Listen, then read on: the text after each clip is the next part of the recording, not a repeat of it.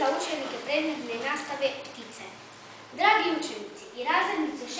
B razreda, vaš je razred odabran za sudjelovanje u kvizu o pticama u sklopu našeg projekta Pticoljupci u akciji. Odabrali ste već 5 učenika koji će sudjelovati u kvizu. Da potvrdimo, to su Luka Erević, Josipa Jajčević, Ivan Jakovljević, Goran Matić i Tanja Tutić. Od nas ćete dobiti posebnu literaturu. To će biti sadržaj vezani za ptice iz naše enciklopedije znanja. Stranice iz enciklopedije ćemo vam mi kopirati. Pitanje će biti iz svih terenskih stranica koje ćemo vam kasnije podijeliti. Kviz će se održati 4. ožujka 2016. godine u 12:15 u učionici 2. B. Nagrade osigurava Komel d.o.o. 3. mjesto USB stick od 8 GB. 2. mjesto USB stick od 16 GB.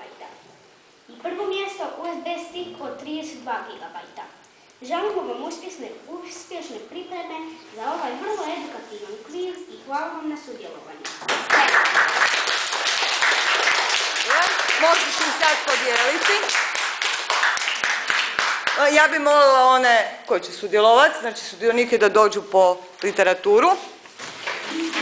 I još ćemo vam kopirati stranice iz ovoga. Ljudi, sretno učite ko ludi, nagrade su vam vrijedne. Je to dan? Petak. A dobro, Gogi će. Ajdenja, baj. Gogi će tad.